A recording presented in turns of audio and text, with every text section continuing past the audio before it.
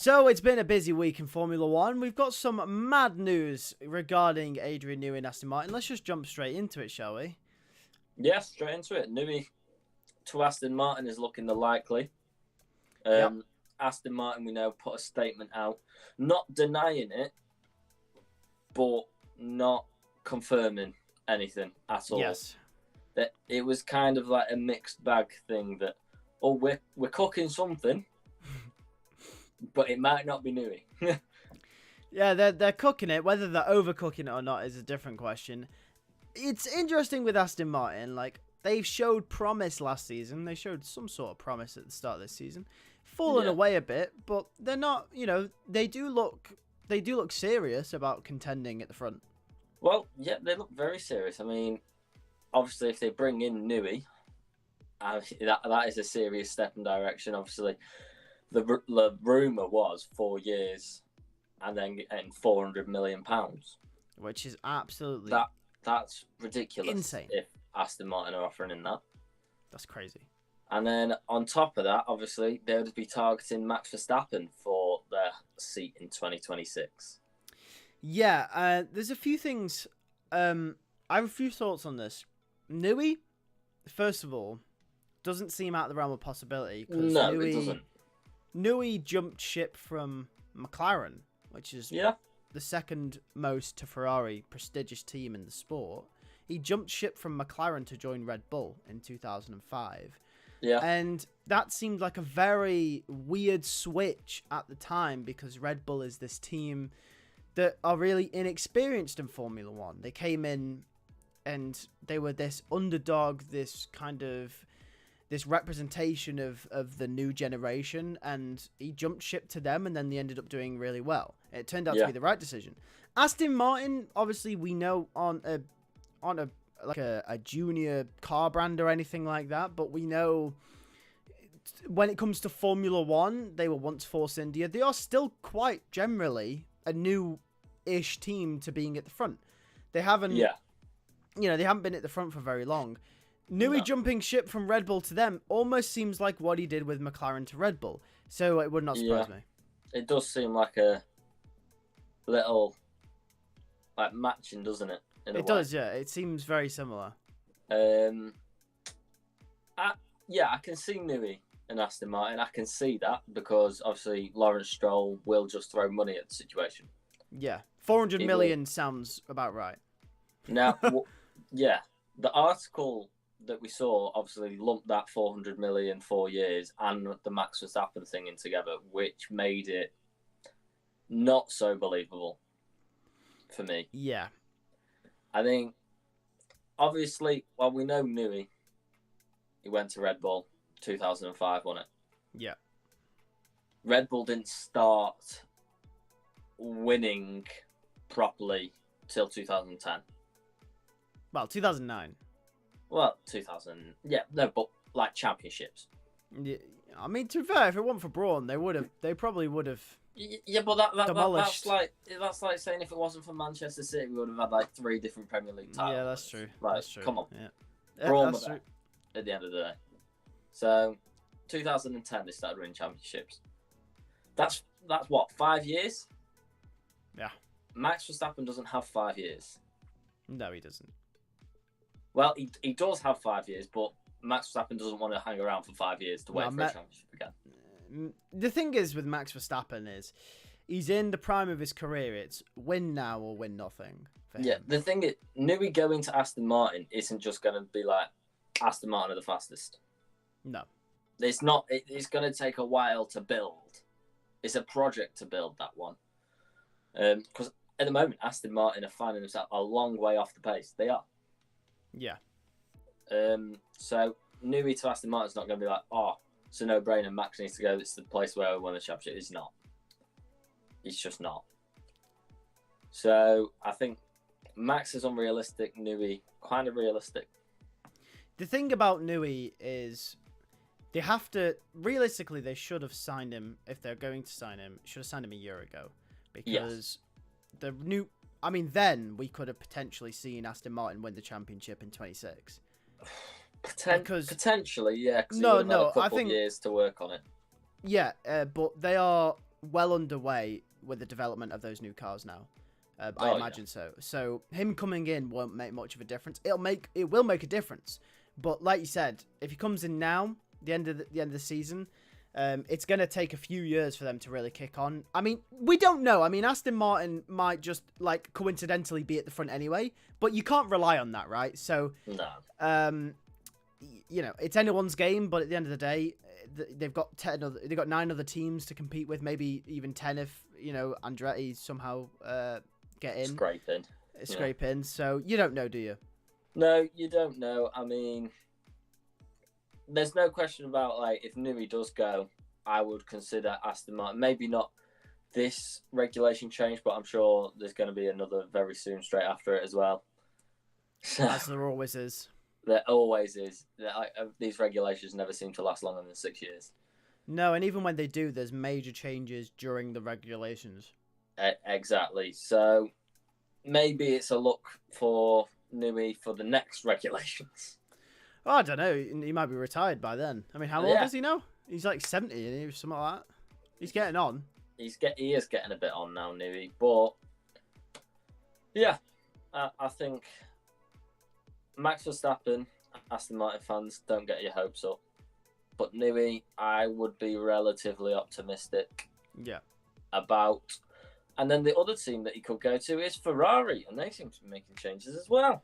Speaking of Max Verstappen real quick, though, I just want to, before we get into Ferrari, I just want to say something about Max. I think it is believable that he will leave Red Bull just because of everything that's happening in that team. The team's in absolute turmoil right now. All the stuff with Helmut Marko, all the stuff with Liam Lawson, Christian Horner, Jos Verstappen, it's all absolutely mad. I can see Max leaving. I just don't think it's Aston Martin. Realistically, I believe it to be Mercedes. Mercedes are probably going to get him at some point or another. They seem like the team most likely to do so. I can't see it being Aston Martin. No, I can't see it being Aston Martin. You're right. And I don't think he is going to be comfortable at Red Bull. But Mercedes sign on Antonelli. I don't see it being Mercedes either. Antonelli and George are not going to mess with that for a good few years if Antonelli's performing. All I'm going to say is I would not be surprised if they dropped George Russell for Max Verstappen. That's all I'm saying. Well, I mean, I don't rate George anyway, so... No, George is a very good driver, but if Mercedes are ruthless, in a few years, if George hasn't cracked on and Antonelli is outperforming him, I would not be surprised. Yeah, no, fast.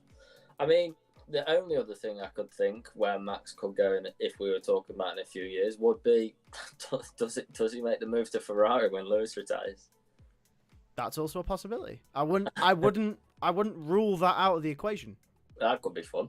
I mean, if Lando moves on from McLaren and McLaren are up there, could he go McLaren? You don't know. There's options, but realistically, as of right now, there isn't. No, he stays at Red Bull for now, and that's why I don't think he goes to Aston Martin. Yeah. But anyway, let's move on to Ferrari then, because Ferrari... What's going on with Ferrari? Well, what is going on with Ferrari? That's the thing. I mean, the latest is that Fred Vasseur... I like saying Vasseur. It's very good. Vasseur. Yeah. Frederick Vasseur. Big Fred. He wants to change his backroom technical department. Yes. And this is being made bluntly aware to us with Diego Tondi and his promotion up to head aerodynamicist. Yes, it is, yeah. And Ferrari, well, I mean, they made really big changes. They've made really big changes already. I mean, let's not forget Lewis Hamilton replacing Carlos Sainz, who is one of the most decorated drivers on the grid, at least consistency-wise. You can always rely on Carlos to get you a few points. Yeah. They've replaced him with Lewis Hamilton. They replaced Charles Leclerc's radio engineer. Then they've now moved up Tondi up into head of aerodynamics. Big changes are coming at Ferrari. Well, yeah, and that's like people that have come in or got promotion. Like, you've got to look at Enrico Cardile. I just had to get his name up there just so I don't butcher it. Enrico Cardile putting in his resignation to leave, and he was technical director. Yeah. So he's left the team. So I'll be looking at a new technical director at Ferrari soon as well then. Yeah, I mean, all these positions becoming available, obviously them bringing in new technical staff. Is the Ferrari Newey bid still on, do you reckon? Just speaking of Newey? Yeah, speaking of, I think it's still an option because nothing's confirmed with Aston Martin. I see Ferrari still as an option. Obviously, Zach Brown's coming out and saying they're not signing Newey, so it's not going to be McLaren. Obviously, he's not going to re-sign at Red Bull, is he? He's definitely not signing at Williams. He's not signed for Williams, so it's looking Ferrari, Aston Martin, or Mercedes is the other option, which we're hearing nothing about Mercedes. So it does seem to be a two-horse race between Ferrari and Aston Martin. Yeah, it does. It's either money or F1 GOAT status for Newey. Yeah, I know which one I'm choosing. I mean, to be fair, he would be still the GOAT if he managed to go to Aston Martin and win him a championship. But, you know, you've re-aged Newey. You complete the trio, don't you? You go to Ferrari. You've been at Williams. You've been at McLaren. You go Ferrari. And then you've Ferrari, then, along with Red Bull, you've been at four of the most prestigious F1 teams in history. So, I mean, you know. Yeah, I think you have to go to Ferrari. If Ferrari put an offer on there that's decent for him, I think he will. Yeah. But it's that 400 million in 4 years is pretty ridiculous by Aston Martin. I mean, like you said, Lawrence Stroll can just throw money at the problem. He can throw money everywhere. And at the end of the day, everyone revolves around money, don't they? So. Yeah, that's it.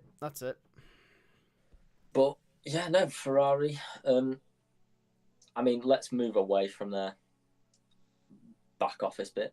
Yeah. And go to their track. Obviously, new floor is rumoured to be coming for Monza. Will this new floor propel them onto the pace of Mercedes, Red Bull, and McLaren? Because they seem to be just off, don't they? They do. Could this upgrade bring them there? I don't know. They seem to. I think their issues were masked at the start of the season by the fact that other teams hadn't brought upgrades yet. Yeah. And they've been exposed, or at least their weaknesses have been more exposed now that other teams have been able to sort of advance in areas that they haven't been able to. So this new floor could propel them back to the closest challenger to Red Bull, as we saw at the start of the season. But I doubt it will. McLaren now, isn't it? Well, it's McLaren. Well, yeah, closest challengers to McLaren, I guess you could say. I'm not so sure. We've seen historically this season that Ferrari doesn't go well around the Monza type tracks. They're on downforce, aren't they? Well, we've seen downforce has been more of their forte, and now Leclerc has been doing bits in that car. He went very well around Belgium.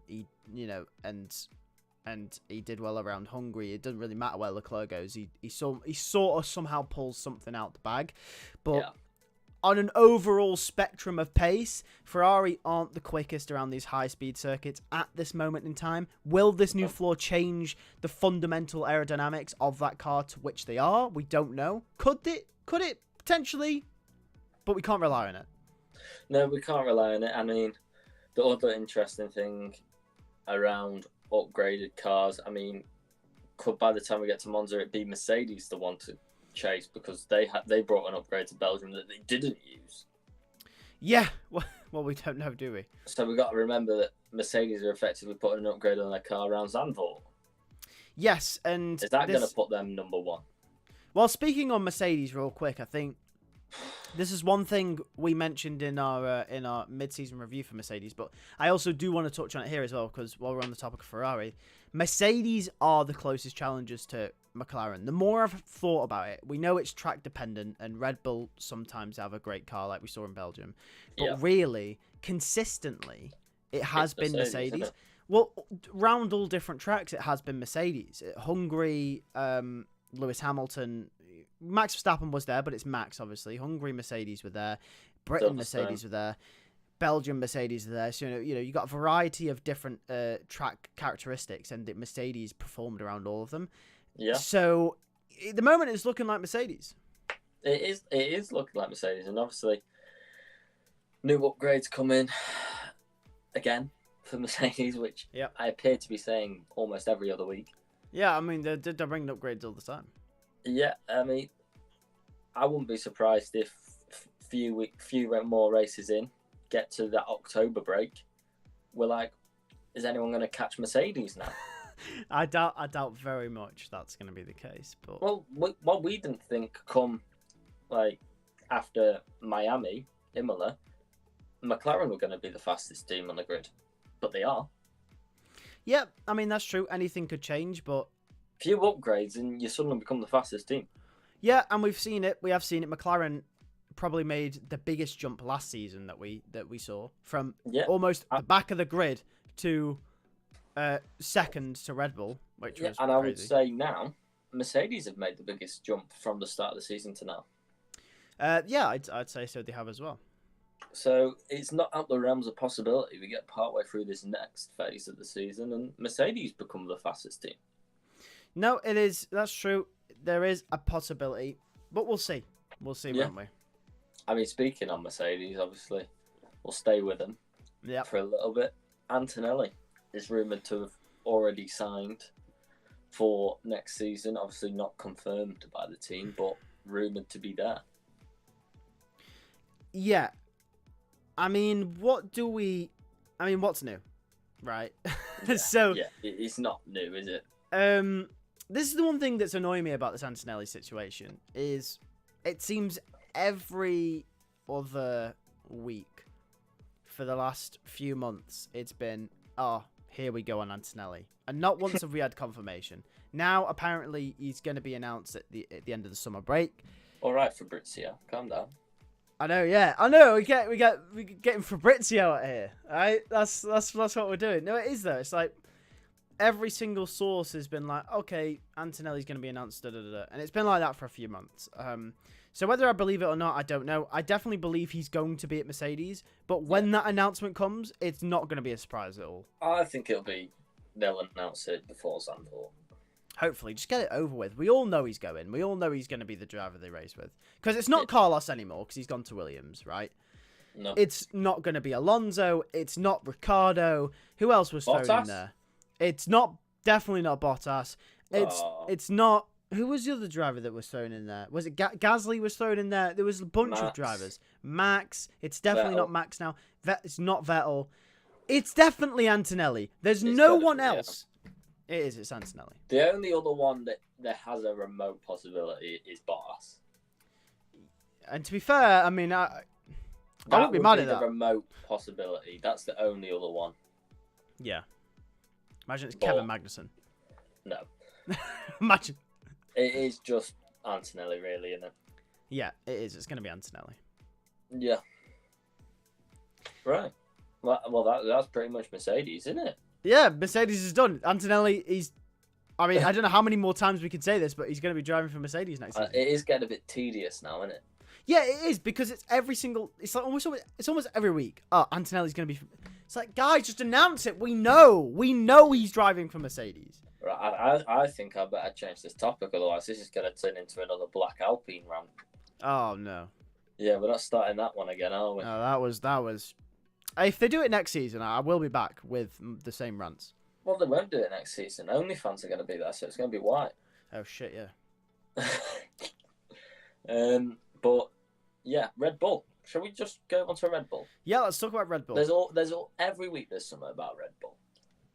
Every week. And this week, it appears to be Red Bull are going to struggle with upgrading that car.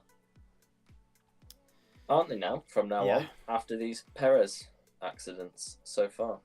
Yeah, so this won't surprise me if Red Bull get ahead. Right, so obviously we've been saying next season is going to be really close from start to finish. It would not surprise me in the slightest if Red Bull get a head start next season, just like they did this season, because every upgrade they could possibly bring is pretty much being sort of pushed back because Perez is sort of screwing them over with the amount he's crashing. And I think that's possibly, maybe not all, but slightly part of the reason why other teams have been able to catch up. Now, if these Red Bull upgrades that they want to bring actually end up working when they do finally bring them, I think we're going to be in for a little bit of a shock of how much Red Bull do improve come the start of next season. Which is the only thing I'll say. I would not be surprised if they do also have a head start again. But yeah. Maybe.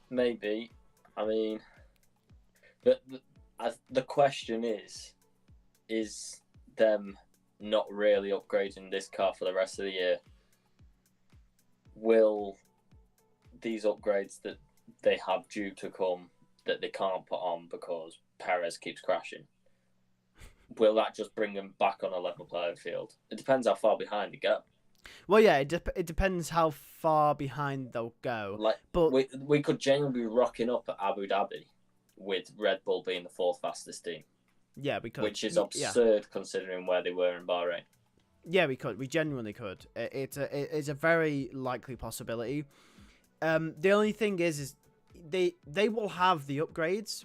They will know what they want to do, and they'll have the upgrades for the upgrades as well. The ones that they can't bring because they don't have enough money to do so.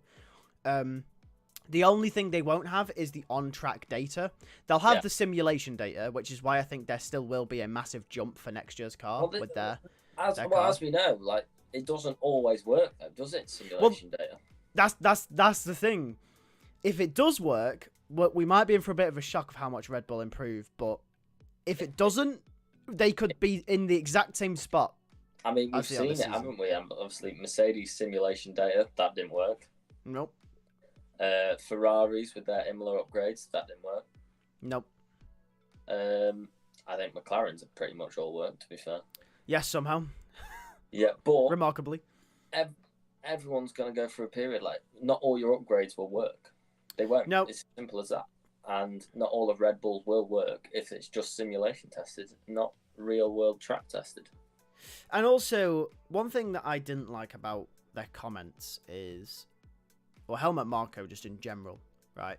Yeah, I don't like the guy in general anyway. No, he's a bit of a knobhead. He's saying the wrong things. You have a driver here, Sergio Perez, who is, he's a veteran driver of the sport. He knows exactly what he needs to do. He's low on confidence.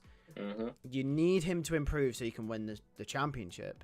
And you're just completely battering his confidence even more by blaming him for not being able to bring upgrades.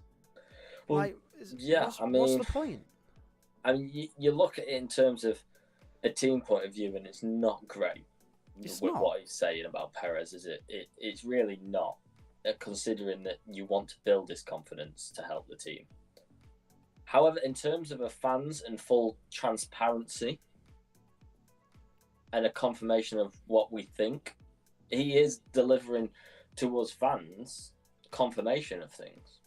Yeah, and don't get me wrong, it's hella entertaining. So you've got to respect him for that in terms of he's being very transparent and open with us. But in terms of Perez and the team, not great for him. No. I mean, there's always two ways to look at things, no matter what. In terms of the team, Helmut Marko's doing shit. In terms of giving us news and transparency, great stuff. Yeah. Keep it coming. Yeah. So, sticks and stones. Yeah. What about Liam Lawson then? So. Yeah, Liam Lawson. Obviously, more Helmut Marko comments. Yeah. Saying that we will, hopefully. He bloody better do now he said this. We will get confirmation on what Liam Lawson is doing next season in September. Now, that could be the 30th of September. Yeah. Or it could be the 1st. Well, we might have to make an emergency video while we are in de Portugal. No, I'm going to ring Helmut and say you can't announce it until after the 9th. So we are away for maybe potentially some of the dates that we could get a massive announcement. And the reason I say that is because I don't think they'll put him in the Red Bull for next season. But it's looking increasingly likely that Yuki's not going anywhere. And Daniel's not going anywhere. So what they mean by announcing what Liam Lawson's doing next season, I don't know, and it scares me. I don't know. The only thing I can think is will they promote Daniel? That's the only thing. I don't think he's The issue with Daniel is he's in a position where he's not warranted enough to get the Red Bull seat, but he's also not warranted enough to kick him out of the team. Like, the second half of the first half of the season, he's been on pace, if not beating Yuki. Yeah. So, like, but he hasn't also done enough. And the thing is, I would have understood if Helmut Marko's gone, okay, so we'll wait until the end of the season, because then you'd have a full scope of what Daniel's pace is, and maybe you could promote him then. But the end of September, it's too far from the end of the season. It appears that they've made a decision in this summer break on what they want to do, and they can't announce it. Obviously, last week we got the news that they wanted to get rid of Perez. Yeah. So this Liam Lawson news, the fact that we should know it in the next month, will indicate to me that Perez won't be there at the end of the season. So that says, I mean, we also have to remember, by the way, there is another break in October, 3-week break. So there's an autumn break. This potentially, they could replace Perez there. I think maybe, this is a wild theory, right? Now, obviously, they've been told not to replace him by Liberty Media, which is what we were told last week. This week, Helmut Marko is saying a decision on Liam Lawson will be announced in September. By the end of September, we will have had a few more races. We will know a little bit more about the performance of Perez. We'll know a little bit more about the performance of Daniel. If push comes to shove and McLaren are ahead of Red Bull in the Constructors' Championship, there is that 3-week window where they could replace Perez for the last 5 or so races of the season, throw in Daniel to try and salvage the Constructors' Championship, and then that's where they're announcing Liam in that second RB seat. Wild theory, but it could happen. That's the only sort of theory I have on that. But it doesn't make any sense. If you're going to keep Perez for up until October, why wouldn't you just replace him now? You know what I mean? Well, the thing, they're not allowed to replace him now. Well, it's not that they're not allowed. They're just being begged by Liberty Media not to replace him. Yeah, I mean, what will be interesting, obviously, September is when we're going to find out. Yeah. September. Now, does that mean September they're going to come out and say, this is your new RB 2025 driver for next year, Liam Lawson? Right. Okay. So we know he's in RB. There's one seat in RB. There's one seat in Red Bull. It's Perez, Ricciardo. Battle.